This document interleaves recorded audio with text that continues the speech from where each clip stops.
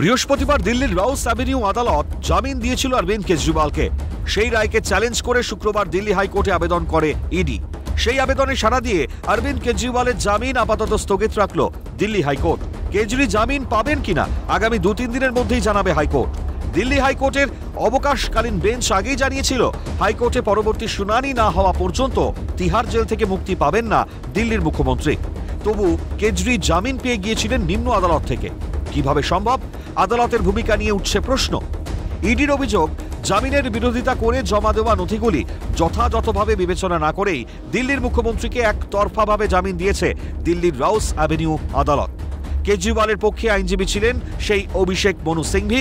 কংগ্রেসের যে নেতা সব দুর্নীতির মামলায় দাঁড়ান অভিযুক্তদের পক্ষে। কিন্তু কেজরির জামিন পাওয়া না পাওয়া নিয়ে কোনো মন্তব্য করতেই নারাজ প্রদেশ কংগ্রেসের সভাপতি অধীর চৌধুরী। কিন্তু ইডিকে তুলোধনা করছে তৃণমূল। कोर्ट की मसला है, कोर्ट फैसला करेंगे क्या कागजात देना है या नहीं देना है। দেখুন, ইডি মরিয়া হয়ে দিল্লির মুখ্যমন্ত্রীকে আটকে রাখার চেষ্টা করছেন।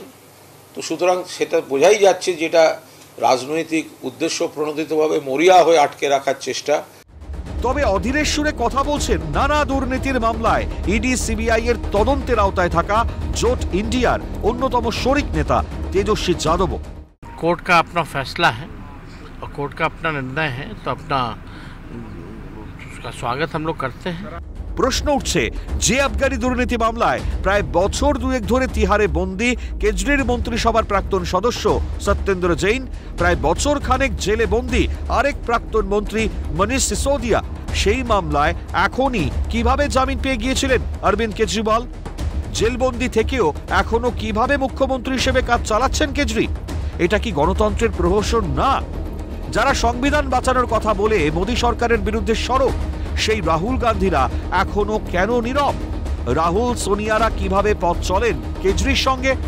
এখন কেন সংবিধান বাঁচানোর দুর্নীতির বিরুদ্ধে আওয়াজ নেই রাহুল গান্ধীদের মুখে?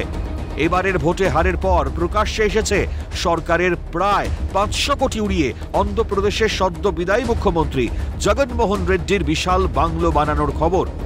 বছর খানেক আগেই সামনে এসেছে করোনাকালে যখন দিল্লি জুড়ে ছিল হাহাকারের ছবি, তখন রাজকোষের কয়েকশো কোটি টাকা খরচ করে নিজের বাসভবন বানিয়েছিলেন অরবিন্দ কেজরিওয়াল। এরা সততার মুখ। এদের পাশে থাকবে দেশের প্রধান বিরোধী দল কংগ্রেস। ধান্দার রাজনীতি কি ছাপিয়ে যাচ্ছে না যথার্থ রাজনীতিকে? উঠছে প্রশ্ন। ক্যালকাটা নিউজ।